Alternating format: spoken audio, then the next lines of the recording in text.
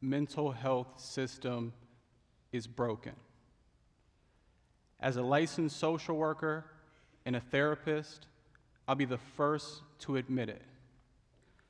I used to go into families' homes thinking that I was going to help them heal, only to find out that we were putting Band-Aids onto broken bones. I've stood in hospital rooms, helplessly looking at newborn babies in incubators who are addicted to heroin because their parents didn't have the support they needed to deal with addiction. I've even sat at kitchen tables with moms crying as their son was being hauled off to a juvenile detention center due to behaviors that were the result of unaddressed mental health challenges. I've stood in the middle of a violent domestic dispute between a husband and wife because they didn't have the skills or confidence needed to de-escalate their crisis. I lost my best friend from college to mental illness by way of suicide. I've attempted suicide multiple times. And since I was about 14 years old, I've struggled with symptoms related to anxiety and depression. Now, all of these instances have one thing in common. They weren't addressed until after a crisis. So about a year and a half ago, I asked myself one question. What are you going to do about it? That's when I had my moment of awakening. So one day, after a session with the family, I decided to drive my car into one of our most cherished and loved communities for African Americans here in Pittsburgh, the Hill District. And as I'm driving there, I said, the first person you see, have a conversation with them about mental health. No agenda, no outcomes, no budget. Just find somebody to listen to. And as I pull up to park, I see two ladies sitting on their front porch. And something in my soul said, that's who you need to speak with at this very moment. So I built up enough courage to walk toward them.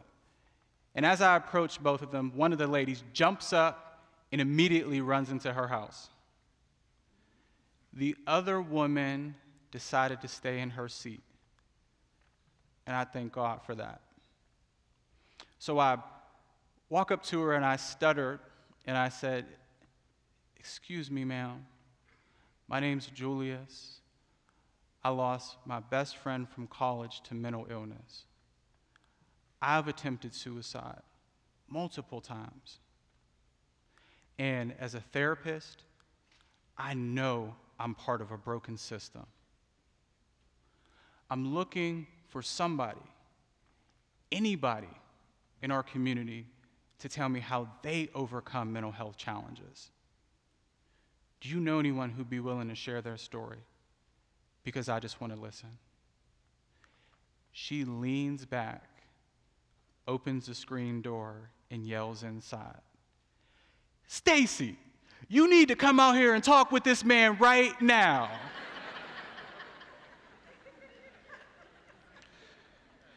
Stacy comes back to the door. I give her my spiel, and she invites a complete stranger into her house.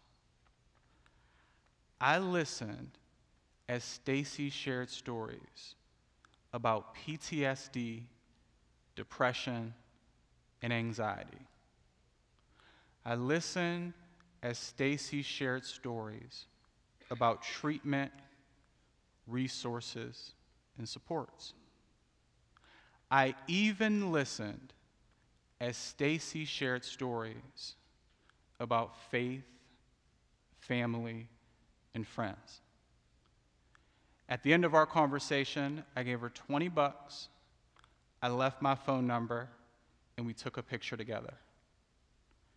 Now, at the time, I had no idea, but that was the birth of our grassroots, culturally competent, and human-centered mental health service efforts in the community. Over the next year, we were blessed with the privilege of hearing some of the most traumatic and triumphant stories ever. People would often ask, how do you get community members to tell you their deepest and darkest secrets? I would always try to come up with some therapeutic, spiritual, or even scientific explanation. But the only thing I could think to say was, we listen. People didn't like that response. So I'd give it some more thought, and the only thing I could think to say was, we listen. And they'd say, of course you listen. We listen to people every single day, but they don't bear their souls with us. So there has to be something that you do. What is it? So after doing a little more research and reflecting, here's what we were able to come up with. We don't go into anyone's community with the intent to diagnose, assess, or prescribe. We don't come in as a clinician who's looking to fix a client.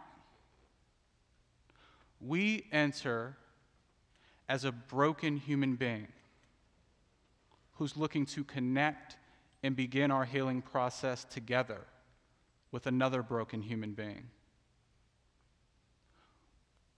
We meet people exactly where they are. Whether it's a barber shop, a liquor store, or a church. We want our community members to know that we value and deeply appreciate their surroundings.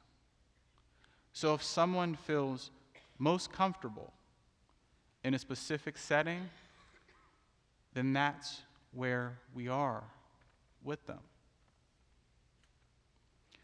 We don't judge, and we acknowledge everything.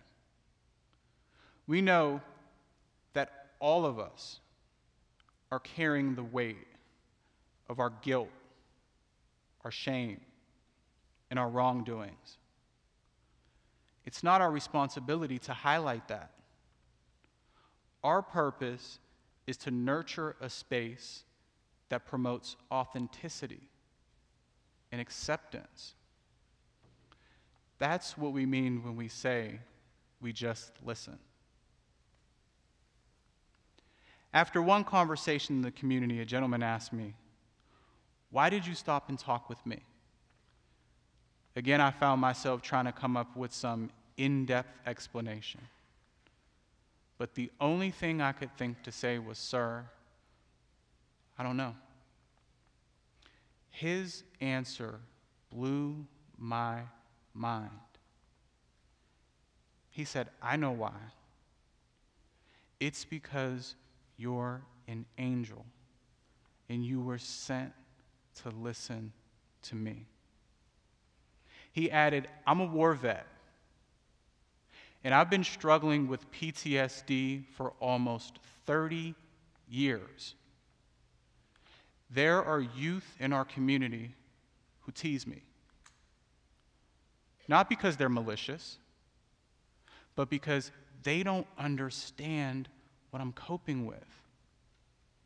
So today, I was going to do one of two things.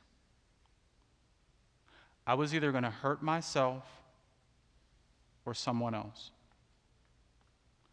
But you came along and you listened. and I don't want to do that anymore. So I'll leave us with this. If we ever find ourselves feeling like our joy, our pain, and our well-being doesn't matter to those around us, please know that we're loved, valued, and appreciated.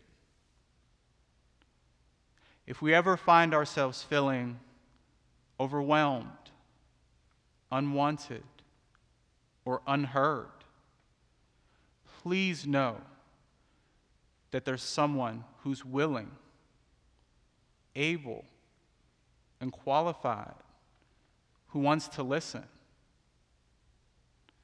And if we ever find ourselves asking the question, how can we possibly save someone's life? Please know that it starts with us just listening. Thank you.